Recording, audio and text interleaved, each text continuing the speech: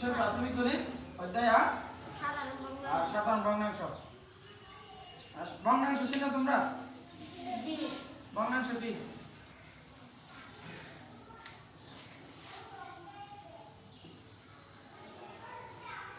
ধরো এটা একটা কি রুটি, এটা পূর্ণ না ভগ্নাংশ? পুরো সম্পূর্ণ। এটাকে যখন আমরা এই রুটিটাকে দুই ভাগ করলাম, এখন কয় অংশ হলো? জি অংশ। তাহলে এই সাইড হচ্ছে কি দুই ভাগের এক অংশ, আর এই সাইড হচ্ছে কি দুই ভাগের এক অংশ। এটাকে আমরা কয় ভাগ করছি? দুই ভাগ। যত ভাগ করছি তত লিখছি কত? 2। এটা কোথায় লিখছি? নিচে। আর এটা লিখছি উপরে। আর ঠিক একইভাবে এটাও দুই ভাগের এক অংশ, এটাও দুই ভাগের এক অংশ। আমরা যদি আবার যোগ করি আমরা কত পাবো? 2 1 1 দুই ভাগের 2। আবারও সেই সম্পূর্ণ অংশ আসে গেছে না? তার মানে কি এই দুইটা যখন যোগ করছে আবারও এক অংশ এসে গেছে। এবার একটু খেয়াল করো,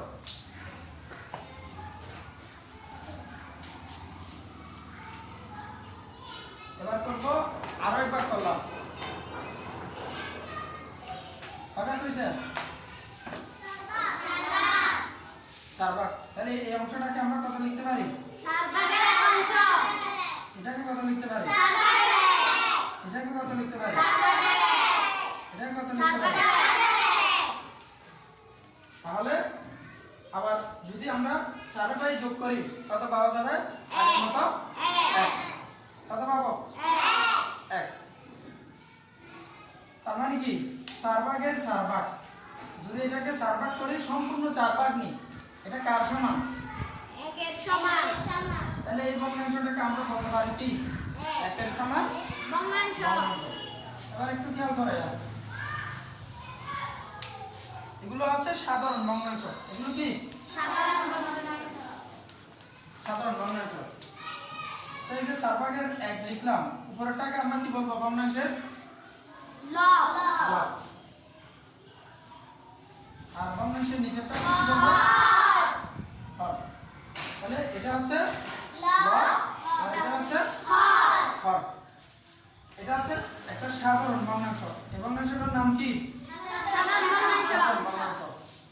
ভগ্নাংশ দুই ধরনের আছে, প্রধানত দুই ধরনের। একটু দেখাই।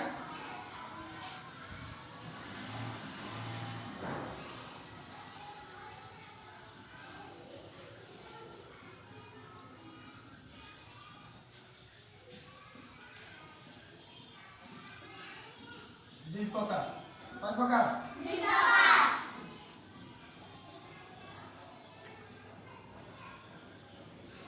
নাম্বার 1, এটা হচ্ছে সাধারণ ভগ্নাংশ। সাধারণ ভগ্নাংশ। ভালো করে খেয়াল করে একটু। এই ক্লাস যদি মনোযোগ দিয়ে দেখো তাহলে তোমার ভগ্নাংশের বেসিক ক্লিয়ার হয়ে যাবে। 2, এটা হচ্ছে দশমিক ভগ্নাংশ।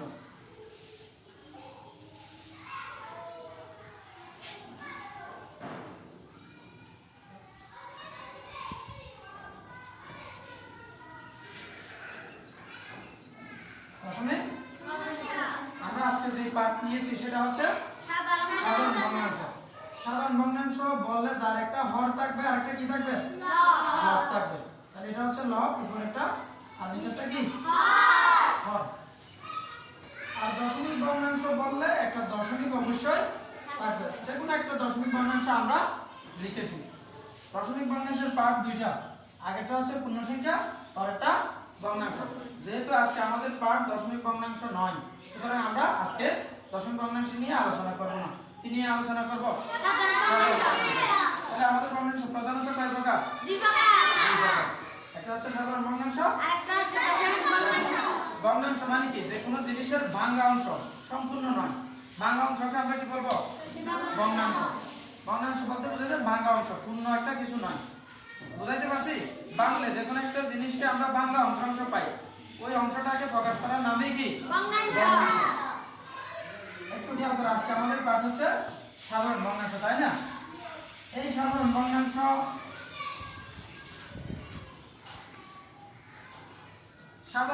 আবার 3 প্রকার। সাধারণ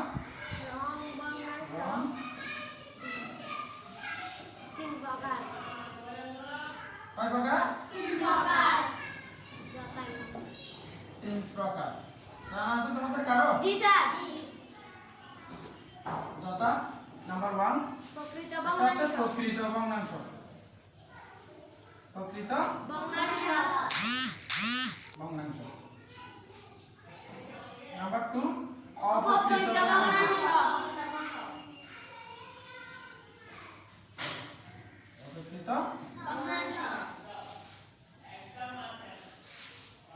নাম্বার 3 মিশ্র ভগ্নাংশ। মিশ্র ভগ্নাংশ।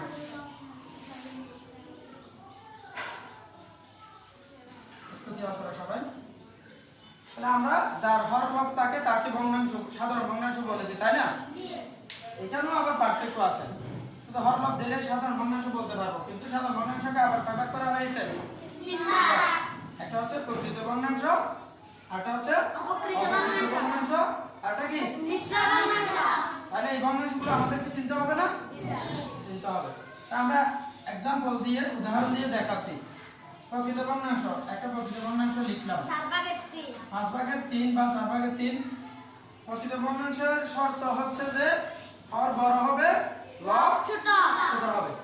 এই কথা মনে রাখলে প্রকৃত ভগ্নাংশের যতগুলো দেখবে হর বড় লব ছোট, সেগুলোকে আমরা কি বলবো? প্রকৃত ভগ্নাংশ। শুধু কি এটাই প্রকৃত ভগ্নাংশ না? अवेलेबल আছে। শুধু একটা কথা আমাদেরকে মনে রাখতে হবে, সেটা হচ্ছে যার হর বড় লব ছোট, সেটাকে আমরা প্রকৃত ভগ্নাংশ বলবো। তাহলে আরেকটা প্রকৃত ভগ্নাংশ কি একজন বলো তো? মোকাররম বলো, আরেকটা প্রকৃত ভগ্নাংশ বলো। 4/2। অর্থাৎ হর বড় লব ছোট হলেই হয়ে গেছে। আমি যদি 100/50 লিখি, এটা কি প্রকৃত হবে না? হবে। আমার কি মনে রাখতে হবে যে হর বড় হলেই চলছে, হর বড় লব ছোট হলেই প্রকৃত ভগ্নাংশ এরকম। এবার যদি এটাকে উল্টাই দিই, এটাকেও অপকৃত বানাইতে পারবো বা অন্য কোনো ভগ্নাংশ লিখলেও অপকৃত করতে পারবো। শর্ত হচ্ছে যে লব ছোট হবে, হর কি হবে? বড় হবে। আমরা এটাকে উল্টাই দিলেও তো অপকৃত হয়ে গেছে, তাই না? কিন্তু আমরা এটা উল্টা না উল্টাইয়া অন্য কোনো ভগ্নাংশ লিখতে পারবো। যেমন 7/8 লিখলাম, হ্যাঁ, 4/5 লিখলাম, সবগুলো অপকৃত ভগ্নাংশ। তাহলে ইত্যাদি, কেমন? তাহলে প্রকৃত অপকৃত চিহ্ন সহজ না কঠিন? প্রকৃত ভগ্নাংশ এবং অপকৃত ভগ্নাংশ চিহ্ন একদম সহজ। শুধু একটা বিষয় আমাদেরকে মাথায় রাখতে হবে, হর বড় হলে লব ছোট হলে তাকে বলবো কি? প্রকৃত ভগ্নাংশ। আর যদি হর ছোট হয় লব বড় হয় তাকে বলবো অপ্রকৃত ভগ্নাংশ। মিশ্র ভগ্নাংশ কি? মিশ্র ভগ্নাংশের মধ্যে একটা পূর্ণ সংখ্যা থাকবে। পূর্ণ সংখ্যা ধরো আমরা 2 নিতে পারি, 3 নিতে পারি, 4 নিতে পারি, 5 নিতে পারি, এগুলো পূর্ণ সংখ্যা না? আর যে কোনো একটা প্রকৃত ভগ্নাংশ এখানে যুক্ত থাকবে। আমি একটা যে কোনো এটা লিখবো এমন নয়, যে কোনোটা লিখতে পারি, হ্যাঁ? তাহলে আমি 5/2 তো লিখতে পারি। তাহলে একটা পূর্ণ সংখ্যা আর একটা কি প্রকৃত ভগ্নাংশ একসাথে যুক্ত থাকলে তাকে আমরা কি বলবো? মিশ্র ভগ্নাংশ। একটা লিখছি আর একটা লিখে দেখাই।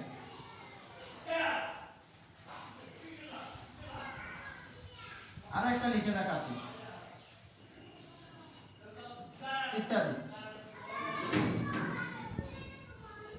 এখন একটু খেয়াল করো। তাহলে প্রকৃত অপকৃত মিশ্র চিহ্নের একমাত্র উপায় কি? হর যদি বড় হয় লব ছোট হয় প্রকৃত ভগ্নাংশ, আর হর ছোট হলে লব বড় হলে অপকৃত ভগ্নাংশ। একটা পূর্ণ সংখ্যা আর একটা যদি প্রকৃত ভগ্নাংশ থাকে তাকে আমরা বলবো মিশ্র ভগ্নাংশ। মিশ্র ভগ্নাংশের পূর্ণ সংখ্যাটাকে সমস্ত করতে হয়। কি করতে হয়? সমস্ত। যেমন এটাকে বলবো কি? 2 সমস্ত 5/2। এটাকে বলবো 3 সমস্ত 8/7। 8/7। ওটাকে বলবো 4 সমস্ত 8/3। Very good. এখন আমরা যদি কেউ প্রশ্ন করে প্রকৃত ভগ্নাংশ কাকে বলে, বা পরীক্ষায় আসতে পারে প্রকৃত ভগ্নাংশ কাকে বলে, এটা কি তোমরা মুখস্থ করবে? না। আমরা বলবো যে ভগ্নাংশের, প্রথমে বলবো কি? যে ভগ্নাংশের হর অপেক্ষা লব ছোট, হর অপেক্ষা ল ছোট ছোট কাকে প্রকৃত ভগ্নাংশ বলে আর অপকৃত ভগ্নাংশ কাকে বলে যে ভগ্নাংশে হর অপেক্ষা লব বড় এটা আমাদের মুখস্থ করতে হচ্ছে না আমরা প্র্যাকটিক্যাল দেখতে পাচ্ছি তাই না তাহলে শুধু যে ভগ্নাংশের কথা দিয়ে শুরু করলে হবে যে ভগ্নাংশে হর অপেক্ষা লব বড় তাকে অপকৃত ভগ্নাংশ বলে একদম সহজ না জি স্যার মিশ্র ভগ্নাংশ কাকে বলে বলে যে ভগ্নাংশে একটি পূর্ণ সংখ্যার সাথে একটি প্রকৃত ভগ্নাংশ যুক্ত থাকে তাকে মিশ্র ভগ্নাংশ বলে এটা কি মুখস্থ করতে হবে মুখস্থ করার বিষয় না আমরা প্র্যাকটিক্যালি দেখাচ্ছি তাহলে এগুলোই হচ্ছে কি প্রকৃত ভগ্নাংশ অপ্রকৃত ভগ্নাংশ মিশ্র ভগ্নাংশ চিনা উপায় চিনবে কিনা সারা জীবন মনে থাকবে এটা কি ক্লাস 4 এ কাজে লাগবে না অন্য কোনো ক্লাসেও কাজে লাগবে সব শ্রেণীতে কাজে লাগবে এটা ভালো করে জেনে রাখতে হবে তাহলে আমরা বলবো যে ভগ্নাংশ কয় প্রকার প্রধানত দুই প্রকার একটা হচ্ছে সাধারণ ভগ্নাংশ একটা হচ্ছে দশমিক ভগ্নাংশ একটা দশমিক ভগ্নাংশ দশমিক ভগ্নাংশ একটা অবশ্যই দশমিক থাকবে এদিকে আমরা এখন যাচ্ছি না নেক্সট ক্লাসে বা যখন দশমিক ভগ্নাংশের ক্লাস হবে তখন আমরা সেটি বুঝাই দেব আমরা এখন সাধারণ ভগ্নাংশ নিয়ে আলোচনা করছি সাধারণ ভগ্নাংশ আবার কয় প্রকার তিন প্রকার প্রকৃত ভগ্নাংশ ভগ্নাংশ অপ্রকৃত ভগ্নাংশ মিশ্র ভগ্নাংশ মিশ্র ভগ্নাংশ ক্লিয়ার তাহলে আমরা যে ভগ্নাংশের বেসিক জিনিসগুলো চিনব কিনা এগুলো চিনলে আমরা ভগ্নাংশ নিয়ে ক্লাস শুরু করতে পারি তাহলে পারি না ঠিক আছে আমি বইয়ে যাই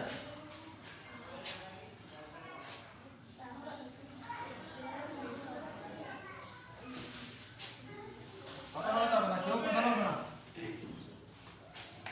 একটু খেয়াল করো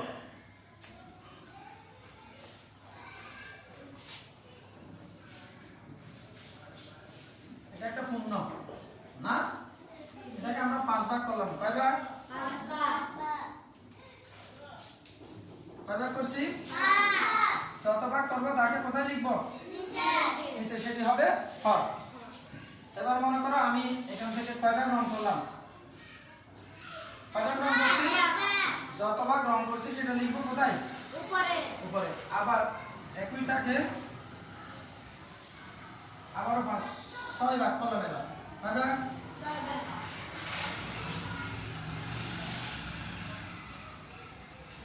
কয় ভাগ দেখতে পাচ্ছ তাহলে 6 কোথায় বসবে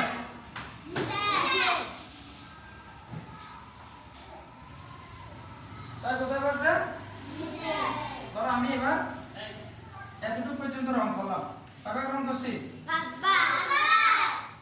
5 ভাগ তাহলে আমি কথা লিখতে পারি তার মানে কোন একটা জিনিসের যত ভাগ করব সেটি হবে হর আর যত ভাগ আমরা নিব সেটি হবে লব এখন কেউ বলতে পারো কোন ভগ্নাংশটি বড় 6 ভাগের 5 বড় নাকি 5 ভাগের 1 বড়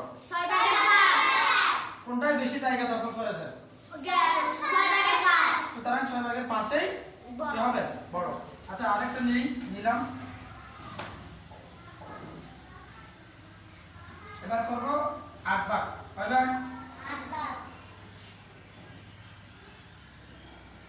কয় ভাগ করেছি আর আমাদের হওয়ার কথা হবে 8 আর কয় ভাগ নিচ্ছি ধরো রং করলাম কয় ভাগ 3 ভাগ তাহলে লিখতে পারি এই ভগ্নাংশটা কিভাবে প্রকাশ করতে পারি 8 ভাগে 3 ভাগ বুঝতে পারছি তাহলে আমরা যত ভাগ করব ততকে হর হিসাবে লিখব আর যত ভাগ আমরা নিব সেটাকে আমরা কি হিসাবে লিখব লব বুঝতে পারছি ঠিক আছে এবার একটু তুলনা করি আমরা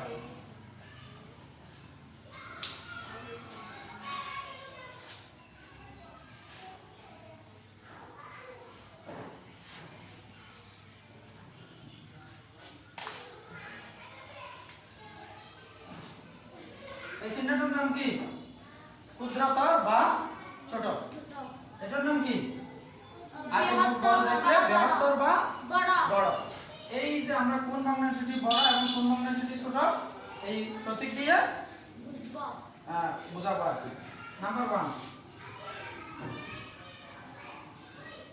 4 ভাগের 1 এবং 4 ভাগের 3 কোন ভগ্নাংশটি বড়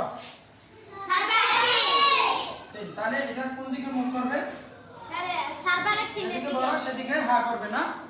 কুমিরের মুখ, কুমির কোন দিকে খাইতে চাইবে? বরের দিকে। বরের দিকে। আর এটা যে বড় সেটা আমরা একটু প্রমাণ দিই। একটা জিনিস একটা নিলাম, এটাকে আমরা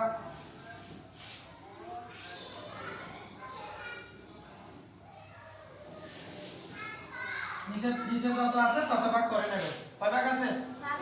4 ভাগ হয়েছে। নিতে হবে কত? উপরে যত আছে লব কত আছে? 1। তাহলে নিলাম 1। এটা তো ঠিক একই ভাবে 4 ভাগ করতে হবে, তাই না? তারপর খুশি এটাতে কত নিতে হচ্ছে? 3 ভাগ। তাহলে 3 ভাগ নিলাম। তাহলে 4 ভাগের 3 ভাগ কোন অংশটি বড়? জায়গা এটাই দখল করেছে শুধু এতটুকু, আর এটাই অনেক বেশি দখল করেছে। সুতরাং প্র্যাকটিক্যাল দেখতে দেখো তো কোনটি বড়। 4 ভাগের 2। তাহলে আমরা এই চিত্রটা লিখছি, ভুল লিখছি না। না। আর এটা আরেকটা কথা বলতে পারি, যে ভগ্নাংশের হর সমান, যে ভগ্নাংশগুলোর হর সমান, এখানে হর 4, এখানেও হর 4, যে ভগ্নাংশগুলোর হর সমান এবং যদি হর সমান হয়, যে ভগ্নাংশের লব বড় সে ভগ্নাংশটিকে আমরা কি বলবো? বড়। যে ভগ্নাংশগুলোর হর সমান তাদের মধ্যে যদি আমাদের তুলনা করতে দেয়, যে ভগ্নাংশের লব বড় সেটি হবে বড়। এখন কি তোমরা হর সমান হলে কোনটি বড় ধরতে পারবে? পারবে কিনা? জি স্যার।